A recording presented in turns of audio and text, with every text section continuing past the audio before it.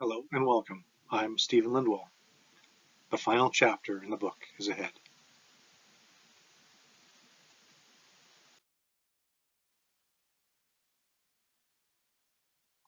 Chapter 20, The Downside of Creating Good Habits. Let's start with an uncomfortable truth. Success can be dangerous. Not because success is bad, but because success often leads to complacency. When things are going well, we stop paying attention. We stop noticing the small mistakes. Of course, little errors are of no concern for trivial habits like brushing your teeth or tying your shoes or making a cup of tea. But think about driving a familiar route. At first you were alert, checking your mirrors, your speed, those traffic signs, making sure you made that left in 2.8 kilometers.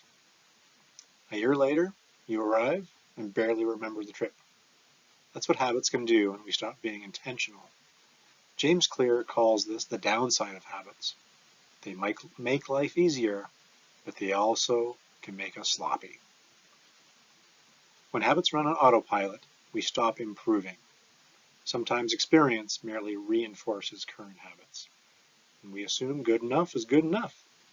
Small errors creep in, those meetings get sloppy, the workouts get half-hearted. None of these ruin you overnight, but they quietly cap your growth. That's why habits alone are not enough. Habits get you consistent, and this is great. Deliberate practice gets you better. This is even greater. Deliberate practice means paying attention, getting feedback, fixing tiny mistakes before they become big ones. Professionals just don't repeat, they review. They slow down, analyze, adjust, refine, course correct. Amateurs repeat mindlessly. Masters repeat thoughtfully. Be thoughtful. Mastery is about narrowing your focus, repeating it until it's fully internalized, and then using it as a foundation for the next level of development. So greatness requires certain skills to become automatic. You just want to be able to build upon them. For example, get that bachelor's degree, go on to a master's degree, and then you get a PhD. Those 3 tiers.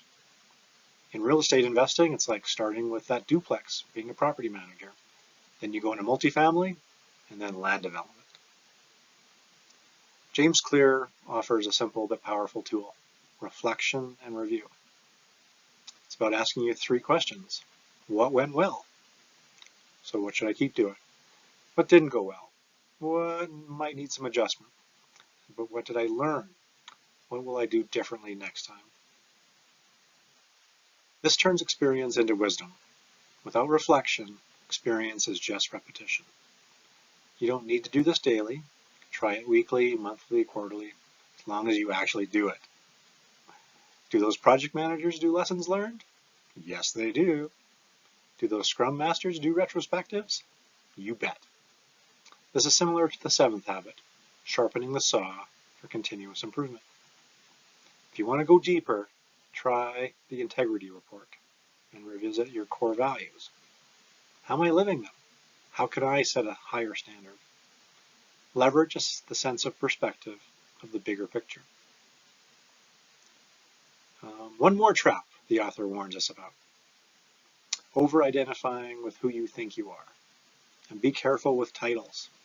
Being the team captain, director, parent, or soldier. Shift it to being a leader, a team player, being organized, being empathetic, disciplined, or reliable.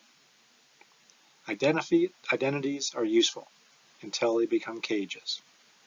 Don't let any aspect of your identity be too sacred. Growth requires flexibility. The best performers are willing to update their identity as they learn more. Your habits should support who you're becoming, not trap you in who you used to be. So I have 3 questions for you again today. What habit has plateaued for you, and what could you do to keep growing? Number 2, what retrospective or lesson learned activities could you do to foster continuous improvements? And number 3, what is your next level of mastery? What do you need to let go of to narrow your focus? So in closing, Habits build the foundation. Reflection sharpens the edge. Flexibility keeps you evolving. Don't just run your habits, review them. Life is constantly changing. See if your beliefs and habits are still serving you. Because mastery isn't about never failing, it's about never stopping improving. Thank you.